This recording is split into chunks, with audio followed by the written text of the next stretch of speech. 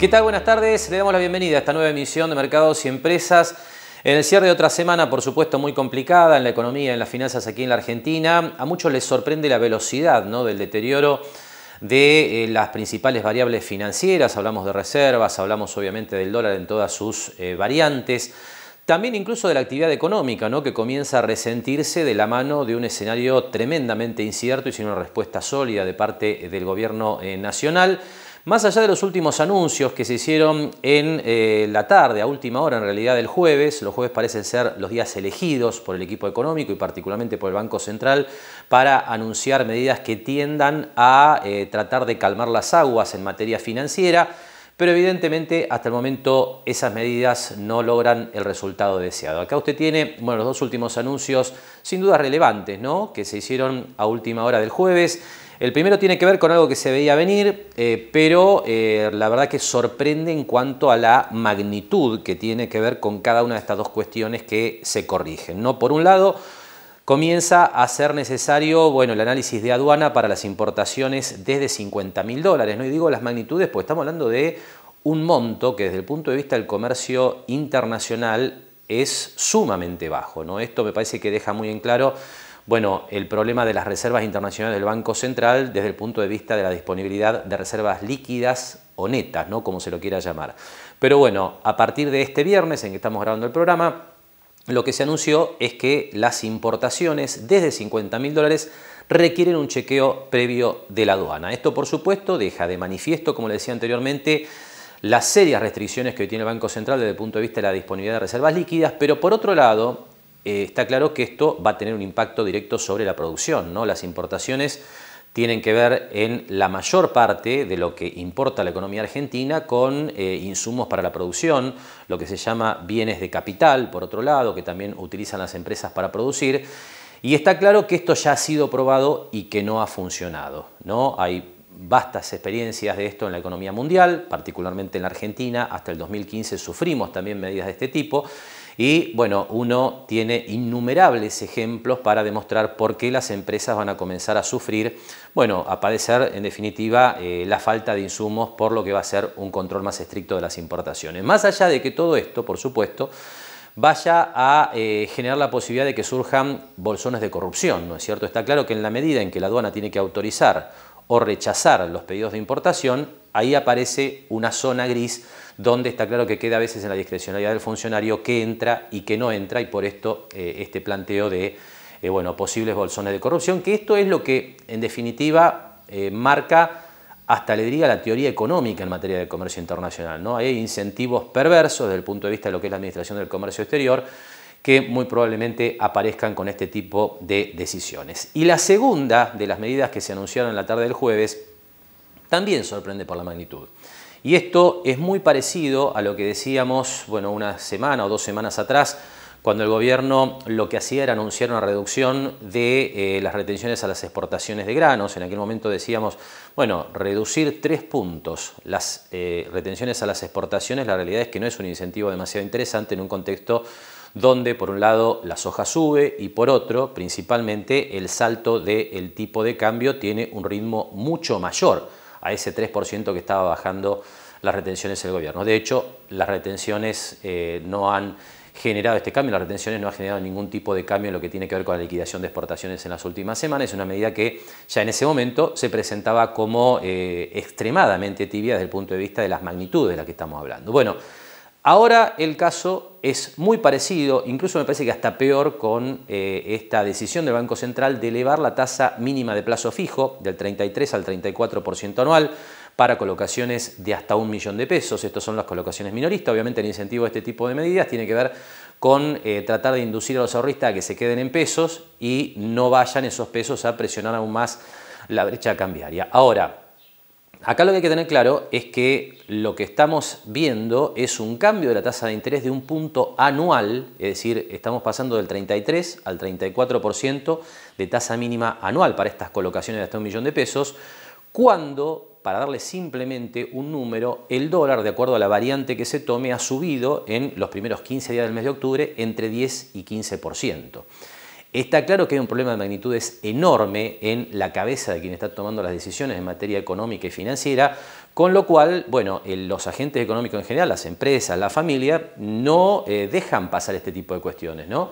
Realmente llama la atención la falta de un diagnóstico correcto, de una lectura correcta de las magnitudes, de las variaciones, de lo que está pasando en el escenario financiero argentino, y esto acentúa obviamente la preocupación de los ahorristas y, como decía antes, ¿no? Inversores, sean familias, empresas, todo aquello que tienen que cubrirse de lo que pueda pasar en Argentina en las próximas semanas ante la evidente ineptitud de los funcionarios, porque de esto estamos hablando.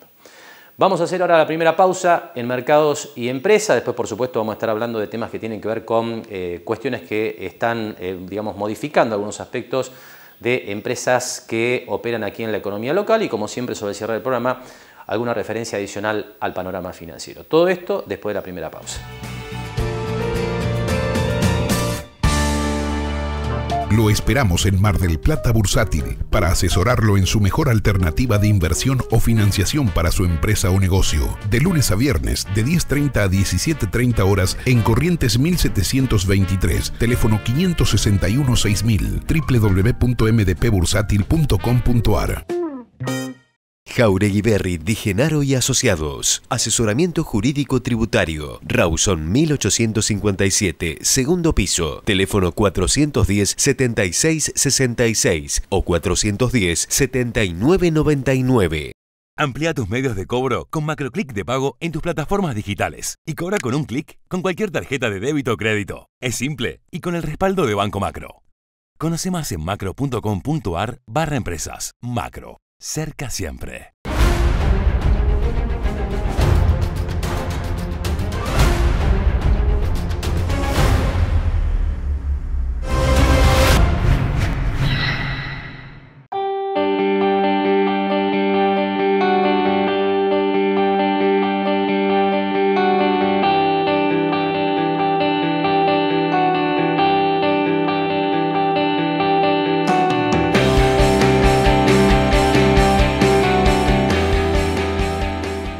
Seguimos trabajando para construir una Mar del Plata más sustentable. SEAMSE. Juntos somos infinitos.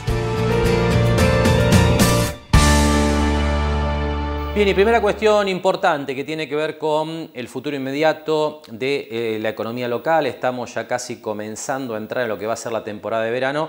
Bueno, la gran pregunta, por supuesto, tiene que ver con cómo va a ser esta temporada en tiempos de pandemia, ¿no? Nadie lo tiene claro hasta el momento. Esto es evidente, pero bueno, no hay dudas de que vale la pena recalcar este concepto en el sentido de que el escenario es tremendamente incierto y se va delineando día a día.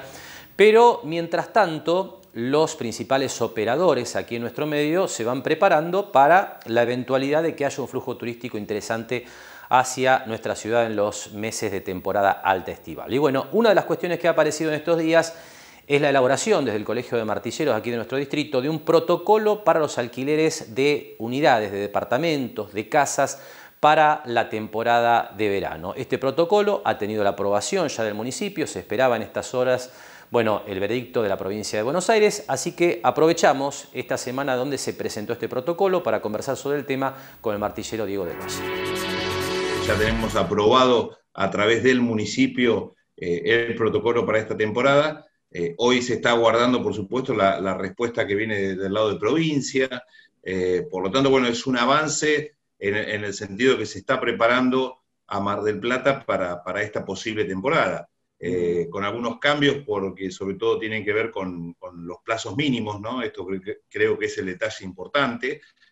Fíjate que el plazo mínimo para un alquiler va a ser de 7 días, para una casa de 15 días. Así que bueno, ese es un punto que creo que ya hay que ir teniendo en cuenta, porque fíjate que nosotros veníamos de temporadas que veíamos que Mar del Plata tenía 3, 4, 5 días como estadía en el gran volumen de ese tipo de alquileres. Así que bueno, este ya es un cambio. Veremos después, Marcelo, ver todos los otros factores que sin lugar a dudas van a influir para que la realidad de la temporada, bueno, pueda ser efectiva. Seguro. Ahora, Diego, estos alquileres de plazo mínimo 7 o 15 días, según el caso en el que estemos hablando, ¿Por qué se establecen justamente esos plazos mínimos y qué implicancias tiene para el propietario, ¿no? Desde el punto de vista de lo que es la rentabilidad del alquiler y de lo que puede obtener justamente de su propiedad durante la temporada estival? No, el plazo tiene que ver con el mismo protocolo, es decir, el protocolo implica una tarea de limpieza, de desinfección y demás, que por ejemplo las unidades que se alquilen van a tener que estar un día totalmente sin posibilidad de alquilarse, donde se va a tener que hacer toda la tarea de desinfección y de limpieza. Por lo tanto, esa es una de las razones también que te hace casi imposible hacer locaciones más cortas, como por ahí venía la gente el fin de semana, 3, 4 días.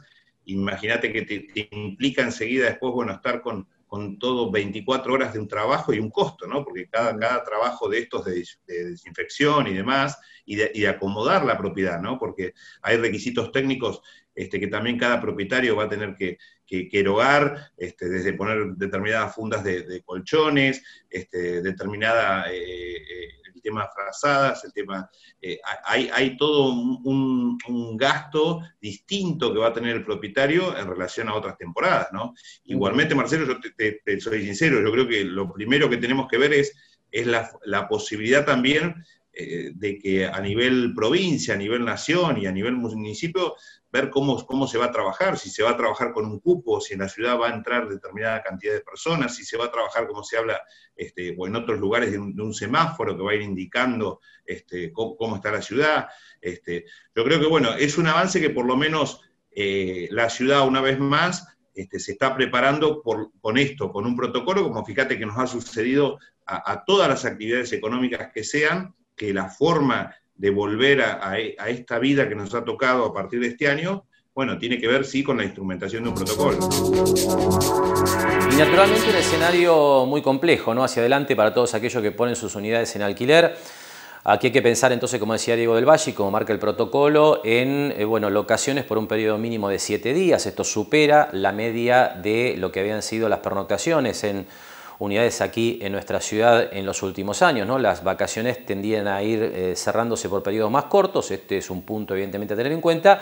Y además, bueno, el otro dato tiene que ver con que hay un incremento de costos notables, ¿no? Obviamente aquí hay que pensar, entre otras cuestiones, que hay que tener un día la unidad desocupada para su limpieza, en principio ese es un mínimo, y por otro lado, bueno, una serie de protocolos que hay que seguir desde el punto de vista de la higiene del departamento, que le reitero va a incrementar los costos de los propietarios, que deberán ver cómo terminan definiendo el número final al que ofrecen sus unidades en alquiler o renta por la temporada.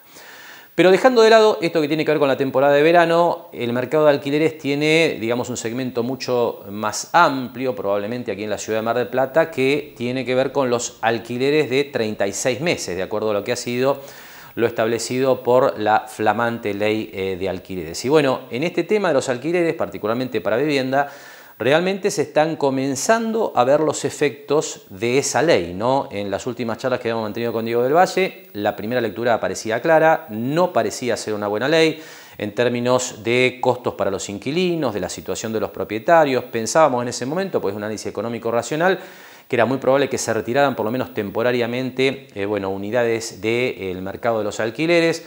Todo esto evidentemente está pasando y de esta manera lo analizaba Diego del Valle. Sí, Mar del Plata ha sufrido sobre todo mucho lo que decís vos, Marcelo, la oferta de alquileres, es decir, el grave problema que tiene hoy el inquilino, que para conseguir determinada mercadería, por ejemplo, la propiedad más grande, es decir, lo que es de 3 ambientes, lo que es de 4 ambientes, lo que es una casa, un chalet, ese tipo de mercadería realmente jamás nos pasó de que no haya mercadería, es decir, no tenés una oferta de alquileres en ese tipo de propiedades. Un ambiente, 2 ambientes, bueno, se va acomodando la plaza, los valores también, por supuesto, que han aumentado porque, como sabemos, esta nueva ley te implica un solo valor fijo, te implica un plazo de 3 años de locación, y sobre todo ver la gente a partir del julio del año que viene, porque recién fíjate que el índice de actualización, el Banco Central va a tener la obligación de brindarlo a partir de julio del año que viene. Así que me parece que ese va a ser todo un dato importante a tener en cuenta para ver qué dice ese número de actualización de los contratos de locación con destino vivienda, donde me parece que, bueno, que si se da un índice que realmente es la verdad que tiene que ver también con los sueldos de la gente, que tiene que ver con que nos acomodemos en toda esta pandemia y esta locura a nivel comercial que estamos viviendo. Quizás el mercado a partir de julio, agosto del año que viene se empiece a acomodar.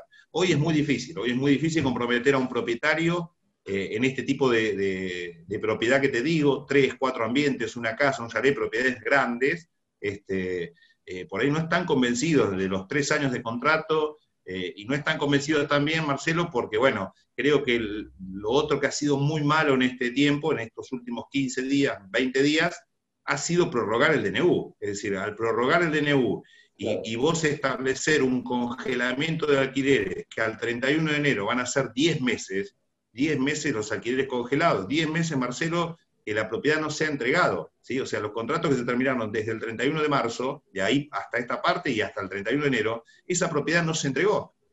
Sigue estando el mismo inquilino, y por lo tanto eso también te hace que no haya oferta de alquileres, ¿no? Así que bueno, el tema es muy complejo, ojalá, yo creo que hay muchas críticas a esta reforma que ha afectado la ley de locaciones, ojalá que también hasta quizás se pueda corregir algo de esta reforma, ¿no? A mí me parece que, te lo dije muchas veces, el plazo de 3 años para mí es muy grave. Yo creo que el plazo que teníamos de 2 años, que el Código Civil de 2015 hasta lo había establecido también para los alquileres comerciales, ha sido muy malo, porque fíjate que te cuento, ¿qué está pasando con la actividad comercial? Si bien estamos en un momento muy malo de actividad comercial, donde muchos negocios están cerrando, no están trabajando y demás, fíjate que se están dando alquileres comerciales, y para el que alquila a nivel comercial es mucho más fácil que el de vivienda. Y por ejemplo, ahí que estás viendo que se está alquilando comercialmente a un precio, y después ajustan acá en Mar del Plata el inquilino y el propietario semestralmente alrededor de un 15%. Así que fíjate qué dato, que las locaciones que vemos que se están dando de locales, de oficinas, de depósitos, encuentran reglas de juego más claras, más fáciles para el inquilino y el propietario.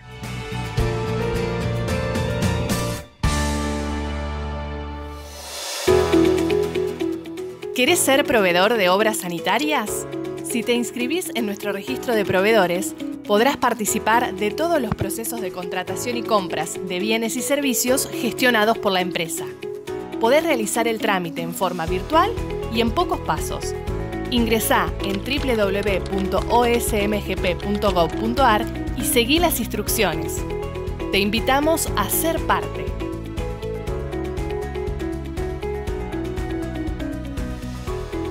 Obras Sanitarias, Municipalidad de General Pueyrredón.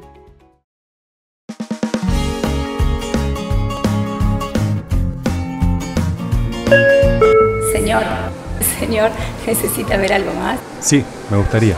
Siéntete como en pava, siéntete bien, pásalo bien, siéntete como en pava. Espatolero y Lorenzo Inmobiliaria. Desarrollos inmobiliarios. Participe por su unidad de 100% en pesos y en cuotas. Conozca nuestros 24 edificios entregados y los 5 emprendimientos en construcción. Ingresando a www.espatoleroylorenzo.com. Terminal de Contenedores 2 de Mar del Plata. Trabajando por un puerto multimodal y una ciudad productiva. Descarga la aplicación Cuenta DNI de Banco Provincia en tu celular. Banco Provincia.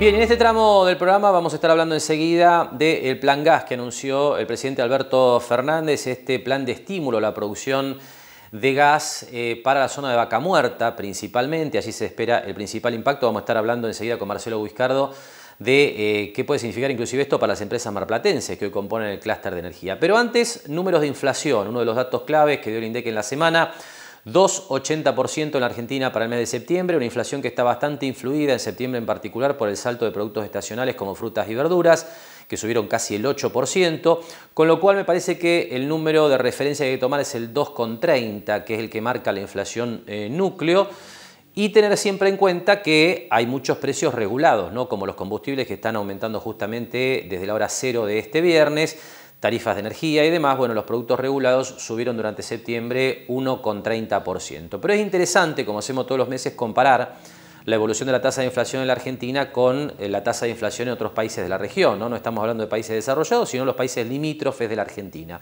Acá usted tiene los números que marcan claramente que cuando uno mira esta tasa de inflación, que muchos dicen, bueno, pero es mucho menos que lo que teníamos como inflación interanual el año pasado a esta altura, o en los últimos 12 meses ha bajado la tasa de inflación interanual. Bueno, hay que mirar esto en términos relativos, ¿eh? Acá usted tiene los números concretos de lo que es una tasa de inflación extremadamente inferior a la Argentina en todos los países limítrofes de nuestro país. 0,64 Brasil, 0,64 Uruguay, las dos tasas de inflación más importantes durante septiembre, donde aparece incluso el caso de Bolivia con una deflación del 1%, con lo cual a lo que apunto centralmente es a decir, este 2,80% es un número realmente grave desde el punto de vista de lo que es la tendencia de la tasa de inflación en la Argentina, teniendo en cuenta sobre todo que hay precios regulados que prácticamente no suben y también, y este es el dato clave de este escenario, hay una pandemia que mantiene a la actividad muy por debajo de su nivel habitual, ¿no? Estamos con una caída de la actividad económica del 12% estimada para este año, con lo cual, bueno, esa caída de la demanda agregada es natural que genere tasas de inflación inferiores. Por eso la gran pregunta es, bueno, ¿cómo sigue esto a la salida de la pandemia? En la medida que la actividad se normalice, ¿qué puede pasar con los índices de precios? Sobre todo teniendo en cuenta este escenario de mega emisión de pesos, ¿no es cierto? Acá caen por tierra sin duda las teorías que hablan de una falta de relación entre lo que es una superabundancia en la emisión de dinero y el nivel de precios, ¿no? Está claro que incluso en un contexto de caída de la actividad económica, un exceso de emisión de pesos impacta en todos los precios, incluyendo por supuesto al precio del dólar, que por eso está en la zona de 170 en el cierre de esta semana. Pero vamos a hablar del Plan Gas. Le decía, seguramente el referente aquí en la ciudad de Mar del Plata sobre estos temas que tienen que ver con la industria de petróleo y gas es Marcelo Guiscardo, ¿no? Que es actualmente el director del clúster de energía aquí en la ciudad de Mar del Plata, además presidente de la empresa QM Equipment. Sobre el tema, lo que sigue es la charla que manteníamos con Marcelo. Bueno, el Plan Gas es un buen plan, es una forma de poder darle a los productores de gas una base mínima de precio para que puedan hacer contratos a largo plazo. Si vos te fijás, el precio del gas está más o menos a $3.70 contra un precio hoy que es más o menos $2.40 en el mercado internacional y lo que están cobrando acá porque las tarifas están bajas, ¿no? El tema cuando vos ponés un precio más alto del mercado, la pregunta que te tenés que hacer, ¿quién lo va a pagar? Y en este caso, como no es que le vamos a cobrar más, yo digo vamos como si tuviera algo que ver, te quiero decir, como no le van a cobrar más a los consumidores, porque eso va por otro lado, las tarifas van por otro lado, lo que se está tratando de hacer es contrarrestar la necesidad de incorporar gas de afuera al país.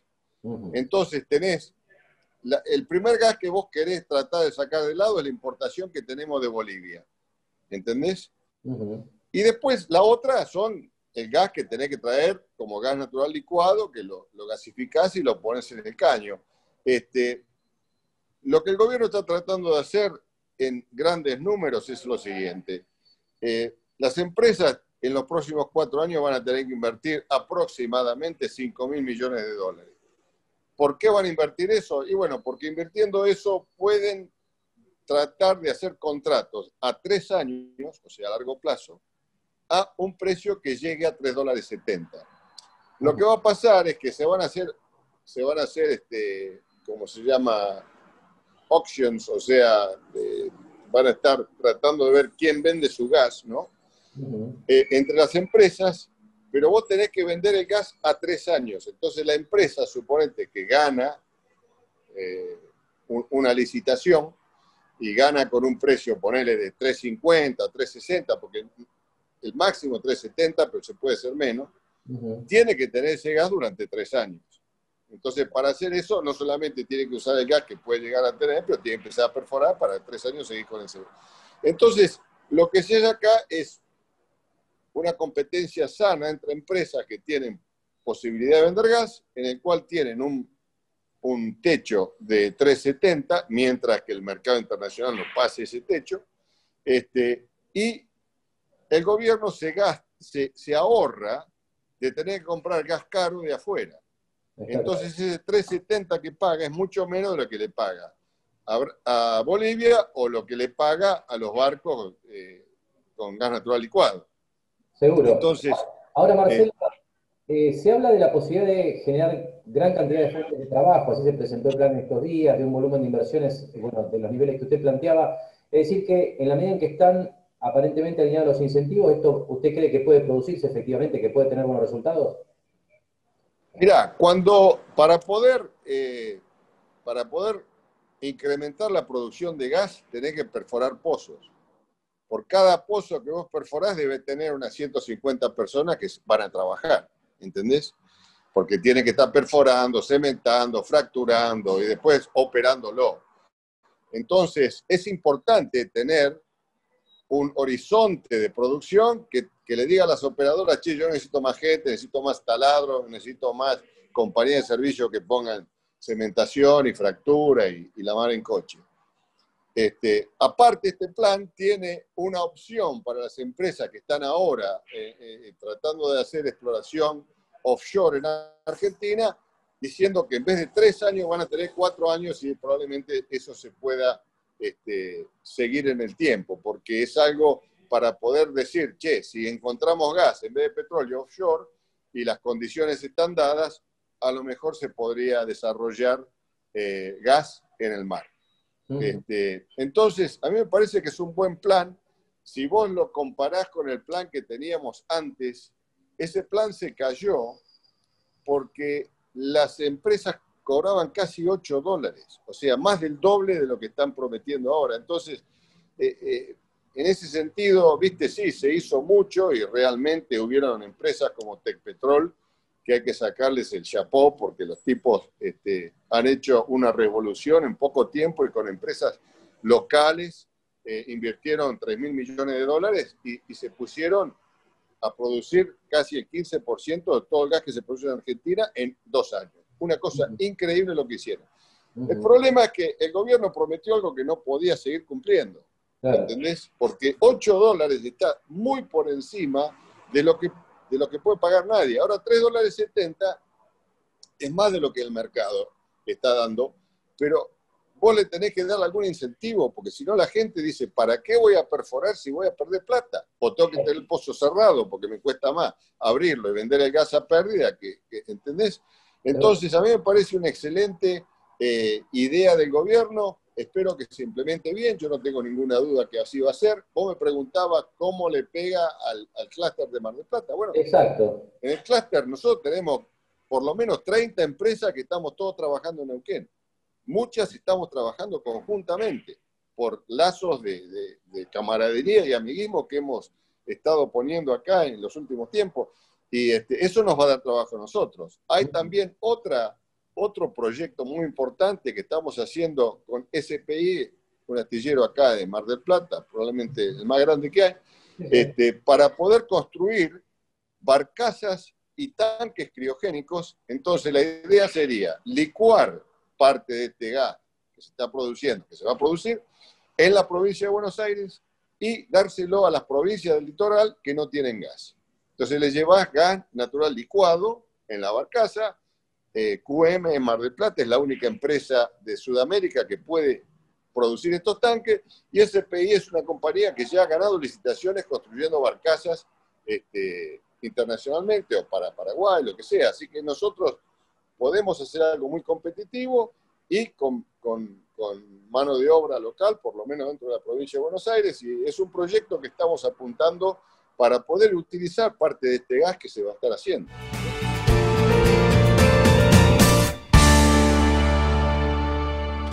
Lo esperamos en Mar del Plata Bursátil para asesorarlo en su mejor alternativa de inversión o financiación para su empresa o negocio. De lunes a viernes, de 10:30 a 17:30 horas en Corrientes 1723, teléfono 561-6000, www.mdpbursátil.com.ar.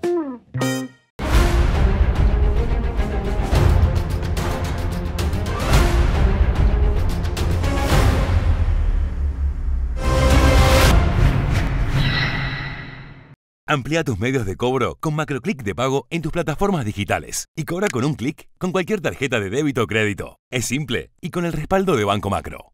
Conoce más en macro.com.ar/empresas. Macro. Cerca siempre. Jauregui Berri Di Genaro y Asociados. Asesoramiento jurídico tributario. Rawson 1857, segundo piso. Teléfono 410-7666 o 410-7999.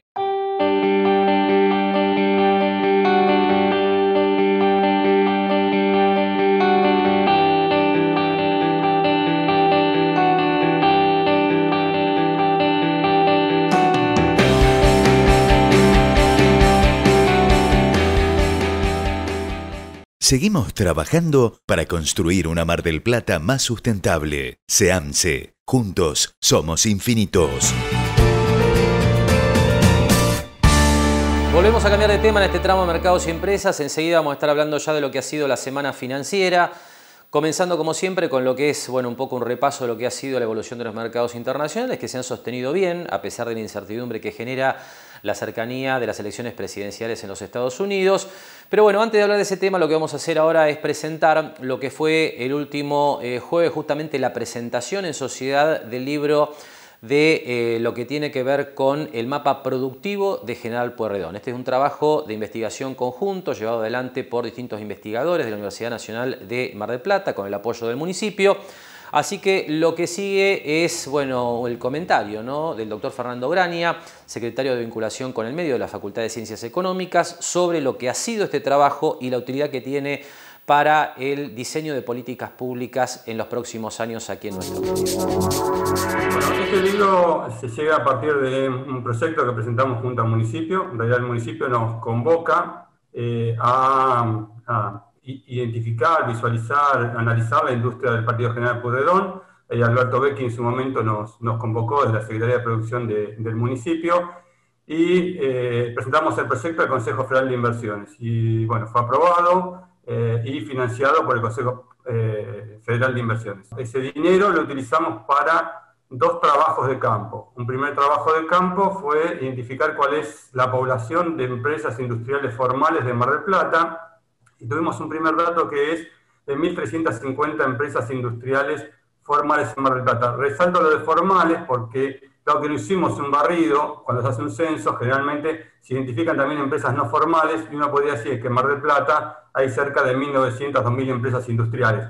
Algunas formales, otras informales, y todas hacen a la industria de Mar del Plata, ¿no? Entonces, hoy identificadas 1.350 empresas, de las cuales tenemos del total algunos datos como si exportan o no exportan, su localización y algunos datos de empleo.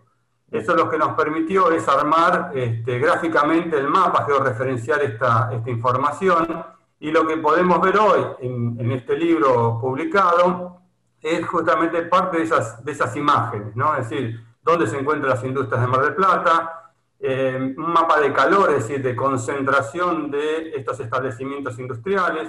Podemos ver en qué zonas se genera más empleo de la ciudad, en qué zonas se encuentran las empresas que exportan, o mayormente las empresas que exportan. De alguna manera nos da una primera configuración de la estructura productiva de Mar del Plata. Y así presentaba el doctor Fernando Graña este trabajo denominado Mapa Productivo de General Pueyrredón, que le reitero tiene que ver un poco con el relevamiento de los sectores industriales, ¿no?, aquí en nuestro distrito. Y un dato interesante con respecto a esta tarea es que está disponible de manera gratuita en internet. Esto usted lo puede conseguir básicamente en el link que estamos poniendo aquí en pantalla y que tiene que ver con la dirección donde está el reservorio de documentación de la Facultad de Ciencias Económicas y Sociales. Le decía además que básicamente el objetivo final de este trabajo es servir de herramienta para lo que es el diseño de políticas públicas en los próximos años. Sobre este tema, Fernando Graña nos comentaba lo siguiente.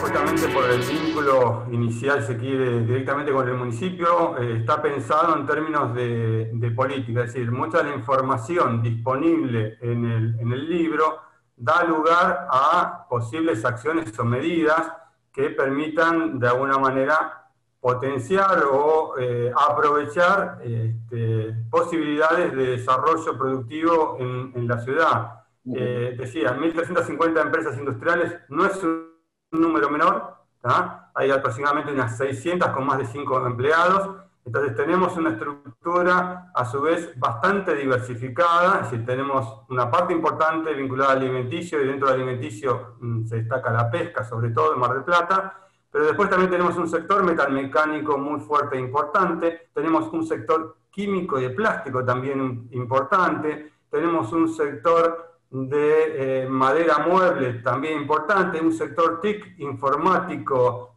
importante, eso tenemos un abanico, un sector textil también, textil confeccionista importante, con lo cual tenemos un abanico de empresas en la ciudad que le dan cierta fortaleza, más allá del contexto actual de pandemia que estamos viviendo, con lo cual también de alguna manera la charla que vamos a dar hoy tiene que ver con eso, ¿no? Con la importancia de esta estructura, que a su vez tiene una trayectoria, no es que surgieron el año pasado ni el anterior, es decir, Mar del Plata tiene una trayectoria de desarrollo industrial. De hecho, algunas de las empresas son de allá de finales de 1800, ¿no? Que están produciendo en Mar del Plata, con lo cual tenemos una estructura que de larga data, y por otro lado también lo que encontramos en el informe, vamos a ver que muchas de ellas, o una parte importante, tiene tecnología de punta o moderna. Estamos alrededor del 75% de las empresas Mar del Plata tiene tecnología de punta o moderna. Y que también han hecho muchas inversiones en los últimos años. El 75% declara que en los últimos 3 años ha realizado inversiones. Inversiones que tienen que ver con aumentar la producción, inversiones que tienen que ver con modernizar tecnológicamente las empresas, ¿no? Entonces, bueno, todo eso lleva a pensar también, si se quiere, en temas de políticas, porque te menciono eso y también te menciono que hay un porcentaje no menor de empresas con tecnología antigua, con empresas muy antiguas, con lo cual también hay espacios para trabajar ahí. Cuando decimos incorporar tecnología, estamos hablando de tecnologías duras, y hay mucho para hacer en tecnologías de gestión, en tecnología blanda, en la ciudad también, con lo cual esto nos da un panorama de situación y también de acciones que se pueden llevar en cada uno de estos espacios, ya sea, te decía, temas de inversiones. Cuando hablamos de inversiones, hablamos que el 90% invierte con fondos propios. Entonces ahí hay un espacio muy grande también para políticas para ayudar, porque esos fondos propios tienen un límite, y en este contexto aún más. Entonces ahí hay espacio también para la política para ayudar a incrementar, aumentar las inversiones para el desarrollo y la generación de empleo, ¿no? Bien, de la presentación del mapa productivo de General Pueyrredón pasamos ahora a hacer un poco una descripción de lo que ha sido la semana financiera, comenzando como siempre con el plano internacional, donde las bolsas del mundo realmente han tenido una semana positiva. Si uno mira un poco más allá de la volatilidad que se ha visto en la bolsa de los Estados Unidos, que saltó fuerte al inicio de semana, después corrigió desde el martes hasta el jueves, y este viernes en que estamos grabando el programa está teniendo otra vez un intento de retomar la tendencia positiva. Bueno, uno lo que observa es que se está sosteniendo muy bien el mercado americano, más allá de la incertidumbre que generan las elecciones presidenciales de los primeros días del mes de noviembre. Estamos en una etapa donde hay varios datos importantes desde el punto de vista del funcionamiento de los mercados. Por supuesto, el rebrote del coronavirus en distintas partes del mundo. El otro, que seguramente es muy de mercado pero es relevante, tiene que ver con lo que es, bueno, que estamos en plena temporada de presentación de balance de las principales compañías en el mercado americano, con lo cual hay mucha volatilidad de acuerdo a los resultados que van presentando las empresas de distintos sectores. Pero reitero, básicamente lo que uno observa es un mercado que está sólido en sus bases, y esto no sorprende, por supuesto, porque como hemos comentado ya desde hace varias semanas hay una hiperliquidez mundial con tasa de interés en niveles muy bajos que hacen que la búsqueda de rendimientos esté solo en el mercado de acciones. Pero vamos a ver esto con el apoyo de los gráficos. Y el índice Nasdaq volvió a ser lo mejor esta semana, subió algo más del 1% a pesar del retroceso de 0,39% con el que finalizó este viernes. Y bueno, volvió a intentar superar el máximo que habíamos alcanzado a principios de septiembre. El índice Nasdaq tuvo un retroceso en las últimas semanas, la recuperación, y probablemente estemos ingresando en un mercado lateral, ¿no? Eso es lo que muchos analistas esperan en los Estados Unidos, entre este máximo y este mínimo, que es el rango de precios de los meses de septiembre y octubre, algo bastante lógico en la medida en que estamos acercándonos progresivamente a las elecciones presidenciales en los Estados Unidos. De cualquier manera, lo que seguramente el mercado va a seguir con atención en las próximas semanas es justamente si se quiebra alguno de estos niveles, porque eso estaría definiendo la tendencia de corto plazo en un mercado que de largo plazo claramente tiene una tendencia alcista muy marcada, que está inclusive sostenida por las medias móviles que estamos viendo en pantalla, todas con pendiente positiva, ya que la bolsa americana viene con una suba sostenida a pesar de la pandemia de largo plazo. En el caso del índice Standard & Poor's 500, un recorrido bastante similar, terminó ligeramente positivo la semana, pero una suba mucho menor, 0,10% aproximadamente para el Standard & Poor's 500, por el menor impacto en este índice de las acciones tecnológicas y con un recorrido similar, ¿no? La baja, la recuperación y bueno, esta indefinición de corto plazo que no altera, por supuesto, la tendencia positiva de largo plazo que ha quedado de alguna manera confirmada, ¿no?, en la bolsa estadounidense cuando se superó este máximo que corresponde a la etapa previa a la pandemia. Después, si miramos los mercados emergentes, una semana sin grandes cambios. El índice de mercados emergentes, que medimos siempre por este fondo, EEM, que cotiza en los Estados Unidos, terminó la semana ligeramente negativo, pero como hemos venido marcando ya en las últimas semanas, lo que sí es importante es que este índice ha superado la línea de tendencia bajista que tenemos aquí marcada por esta línea con pendiente negativa, que viene de los máximos del principio de 2018. También está por encima de las medias de corto, medio y largo plazo, con lo cual, por el momento, la tendencia también parece saludable. Y por último, la bolsa argentina, que como siempre decimos, tiene vida aparte, ¿no es cierto? Obviamente, como consecuencia del complejo panorama macroeconómico y financiero que atraviesa el país. Bueno, la bolsa sigue sin recuperarse. Lo que hemos visto esta semana es una caída de algo más del 3%, con todas las medias con pendiente negativa, como siempre decimos, salvo la de corto plazo, que refleja un poco la estabilización que se ha dado en este nivel del Merval, que va desde 280 hasta 300, pero por supuesto sin marcar ningún signo, digamos, importante de reversión de tendencia. Está claro que es positivo, que por lo menos hasta el momento no se haya, digamos, vulnerado este mínimo del mes de marzo, pero, repito, no hay ningún indicio hasta el momento de que el mercado argentino esté revirtiendo la tendencia bajista que trae desde el mes de enero del año 2018. Hasta aquí entonces nuestro repaso por los gráficos de las principales bolsas de referencia. Hacemos la última pausa aquí en Mercados y Empresas y enseguida compartimos la habitual charla semanal con Adriana Figliolo, gerente de Mar del Plata Bolsa.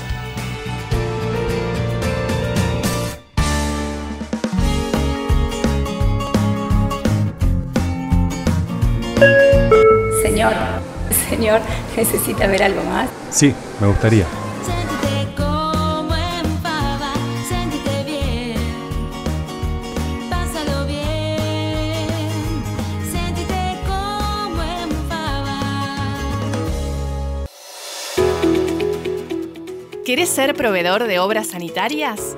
Si te inscribís en nuestro registro de proveedores, podrás participar de todos los procesos de contratación y compras de bienes y servicios gestionados por la empresa. Podés realizar el trámite en forma virtual y en pocos pasos. Ingresá en www.osmgp.gov.ar y seguí las instrucciones. Te invitamos a ser parte.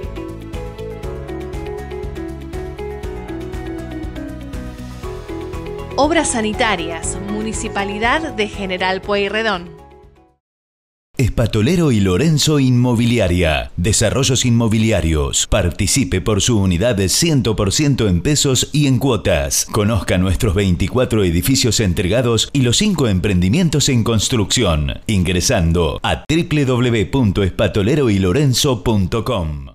Terminal de Contenedores 2 de Mar del Plata. Trabajando por un puerto multimodal y una ciudad productiva.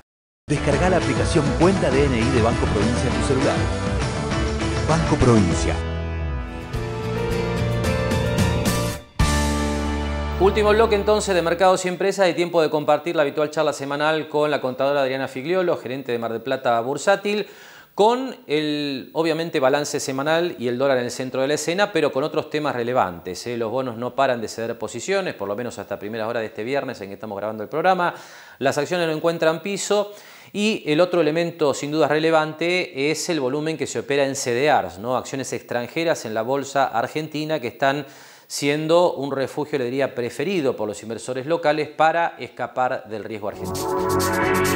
Esta semana realmente se notó un montón y aparte con la expansión que tuvo el contado con liqui realmente los que habían comprado vieron realmente lo que es el efecto de estar en esos instrumentos, ¿no? Que si bien subió, porque a lo mejor subía, por ejemplo, Apple, porque habían presentado el iPhone nuevo, pero todo eso trajo multiplicado por el aumento que hubo en el valor del dólar contado con liquidación. Claro. Terminamos hoy la semana, hoy está corrigiendo finalmente a fin de la tarde un poco y cerramos a 166, 167.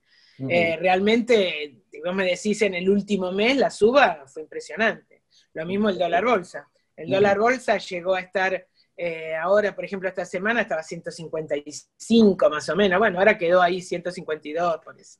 Así que bueno, en realidad son las dos operaciones que vos me decís, ¿qué es lo que estamos haciendo principalmente? Y es eso. Inclusive hay gente que ha vendido los bonos y se pasa al CDR porque tiene un hastío de decir, pasar por todo el proceso del canje, después pasar por todo este tema, ¿viste? De que los bonos parece que no valieran nada, que cada vez, ¿viste?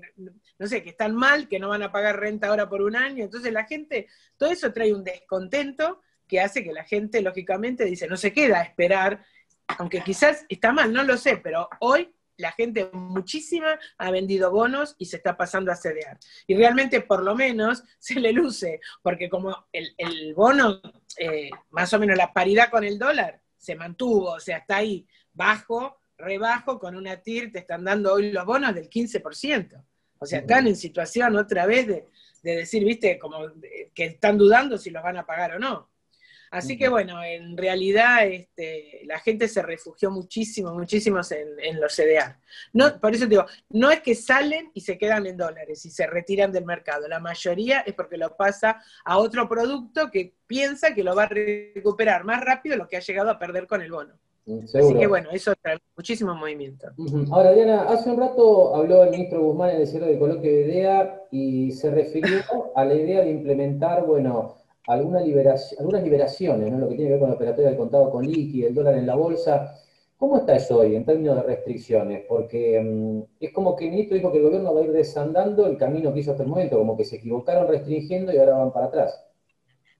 Claro, lo que, por ejemplo, una de las restricciones más importantes que nosotros vemos que han puesto son los 15 días si vos querés entrar fondos del exterior. Entonces, realmente, o sea, que te están obligando, si saben que la realidad es que la gente no lo va a entrar a 78 o 82. Entonces, si tienen que entrar algo y lo tienen declarado, lo van a hacer por otro sistema. Entonces, si ellos facilitan esa vía, también es interesante, porque por lo menos es una contención o una contraparte a todo este tema de las liquidaciones. Igualmente, ventas, también ha habido de dólares, ¿viste? O sea, a ver, en la venta de dólares sí sacaron todas las restricciones del parking. Y realmente se nota más, porque a nivel empresa muchísimas han tenido que vender, o constructoras que están en dólares y se tienen que pasar a pesos para hacer acopio de materiales, bueno, lo están haciendo a través del sistema de dólar MEP.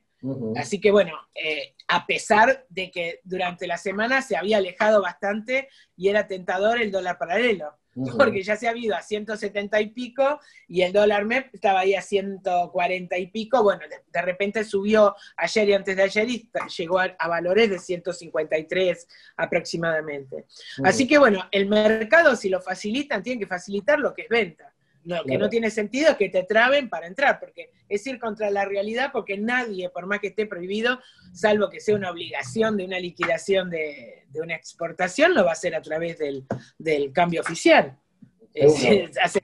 Más grande la brecha, más vuelta le va a buscar la gente, para no hacerlo. Ahora, Diana, vos mencionaste el tema del blue. Y el blue a 177 contra el dólar bolsa a 153, 154, vuelve a poner atractivo a la bolsa inclusive para la compra, ¿no es cierto? Porque está bien mencionar que para el que tiene que vender en blanco, claramente el dólar bolsa está muy por encima del oficial, pero para el que compra dólares para atesorar, le quedó barato el dólar bolsa. Ahí cómo está la restricción, ahí sí tenés el parking, ¿no? Acá sí tenés 5 días, ¿viste? El parking son 5 días hábiles. Pero, bueno, en general, esta semana estuvimos vendiendo todos los que compraron la otra semana, ¿no? O sea, porque se cumple, más o menos se te lleva una semana. Y ahí, por ejemplo, lo que es importante es decir, al estar la paridad está prácticamente estable, no está ni baja más, o sea, está en 44, 44 y medio, podemos decir. Al estar esa paridad estable, lo que importa que es el precio que vos entrás al bono. Por ejemplo, los de la semana pasada le está dando hoy, vendiendo a la paridad que estaba, y vendimos cantidades, y más o menos te daba un dólar de 144, 143, según más o menos la paridad. Pero ahora yo calculo que si el dólar se mantiene estable o mejoraran las cosas, lo que están comprando esta semana podrían llegar a vender a una paridad un poco más alta. Pero bueno, hoy me decís, más o menos te diría 153, 154, bueno, eso es lo que nosotros podemos decir o prever que la semana que viene qué puede pasar, eso no lo sabemos.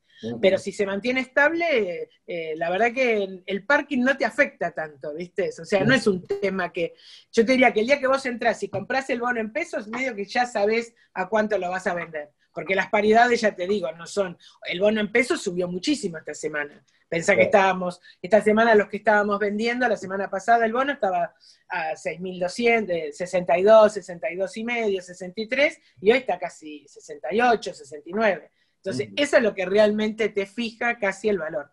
Así que bueno, empresas, muchísimas.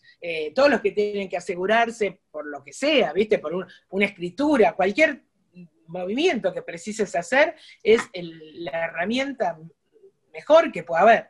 Y si llegaran a habilitar, o sea, algún sistema que colaborara más todavía, en algún momento se habló que a lo mejor les da, no el gobierno, pero sí como que una de las soluciones, decía, sería que a los exportadores le liberaran a decir un 80-20, 80 oficial y 20 contado con liqui. Bueno, eso sería, ¿viste? Pero bueno, no pensemos que lo van a poner, pero digo, alguna medida que favoreciera todavía más, yo creo que al final terminaría aflojando un poco, ¿no?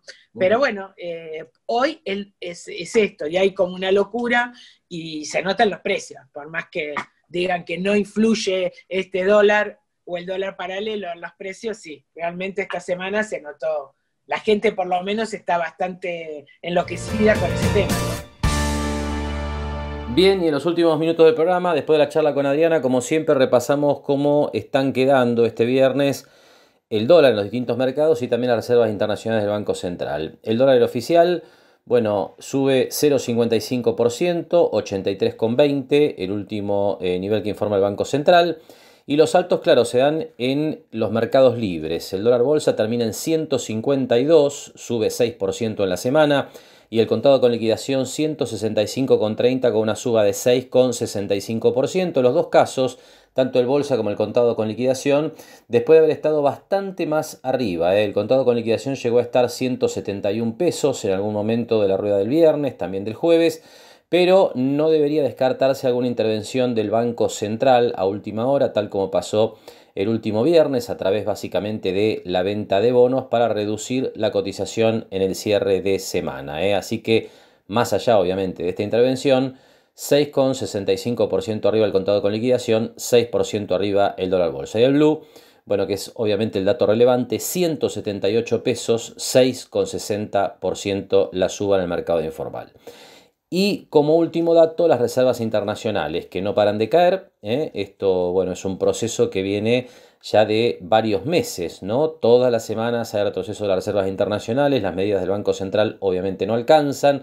Habrá que ver a partir del día de hoy, cuando comienzan a regir, bueno, los controles a las importaciones desde $50.000, qué movimiento vemos en el stock de reservas, ¿no? Pero hasta el momento está claro que no hay un resultado desde el punto de vista, no digo de lo que es la recuperación del stock, sino ni siquiera de mantener el nivel de reservas internacionales del central. En esta semana en particular, la caída es de 248 millones de dólares para finalizar en 40.786 millones de dólares. Por supuesto que aquí lo que hay que analizar es que si bien uno podría estimar que una mayor limitación de las importaciones podría frenar la caída de las reservas, esto no es gratuito, sin ninguna duda, desde el punto de vista de la actividad económica, por el impacto que comentábamos ya en la apertura del programa, sobre los insumos, los bienes de capital, básicamente, bueno, todo lo que la economía argentina necesita que se produce en otras economías de otras partes del mundo. Y después de este panorama de cierre semanal del dólar y el stock de reservas internacionales del Banco Central, vamos llegando al final de este nuevo programa de Mercados y Empresas. Está claro que el panorama es complicado. no hay confianza y esto genera naturalmente, ¿no?, la cobertura de los agentes económicos, inversores, empresas, individuos en moneda extranjera. Y bueno, está claro que el Gobierno Nacional, el Banco Central, no encuentra hasta el momento ni el diagnóstico apropiado ni, por supuesto, tampoco las soluciones a esta corrida que está sufriendo la economía y el sector financiero en la Argentina. Gracias por habernos acompañado una semana más con el programa. Nos despedimos como siempre. Hasta el próximo sábado a la hora 18. Buen fin de semana.